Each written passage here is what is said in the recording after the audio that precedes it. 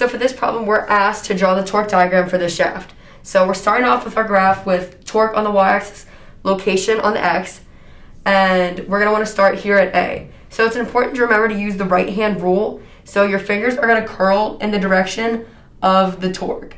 So for this one, we're going to curl our fingers towards the torque, and we're going to look at the way our thumb is pointing. And if our thumb is pointing to the right, it's going to be a jump downwards. So for this point at A, it's going to be this movement, and that's going to be the jump downwards. So that's going to be like our negative. So it's going to look like it's a negative. So that means we're going to start off at negative 60, because this is the point at A, negative 60 foot-pounds. And then we're not going to have any additional torques on that. So it's going to be a straight line until we get to B, where we have 15 foot-pounds. Now, using the right-hand rule again, curl the fingers in the direction of the torque the way the thumb's pointing. And the thumb is pointing to the left in this case, and that means it's going to be a jump upwards. So a torque in this direction for our shaft in this equation is going to be adding. It's going to be a positive and upward jump.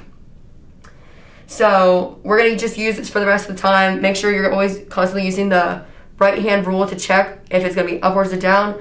Remember, if a moment vector is pointing to the right, it's going to be a jump downwards, and if it's pointing to the left, it's going to be a jump up. So 15 is a jump up.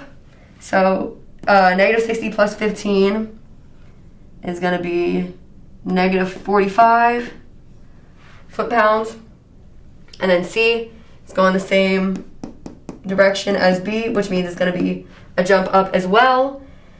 And no more torques acting until C.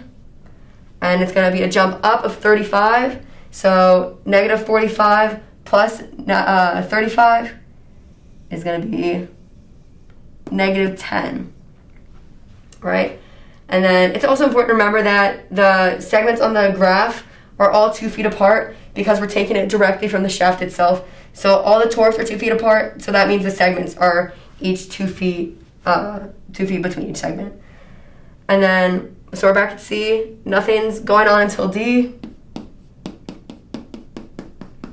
And then at D here, we have another upward jump of 50 foot-pounds.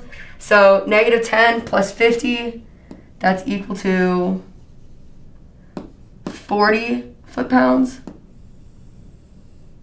So we have that upward jump of 40. And then again, we don't have any additional torques until E, which is the end of the shaft. And then at the very end of the shaft, we have 40 foot-pounds. And that's going to be a downward jump because, again, the moment vector is going to be pointing to the right for this. And we know that by using the right-hand rule. And we end up back at 0, which is a good check to see if we did it all right. And now we know we did it correctly because we ended at 0.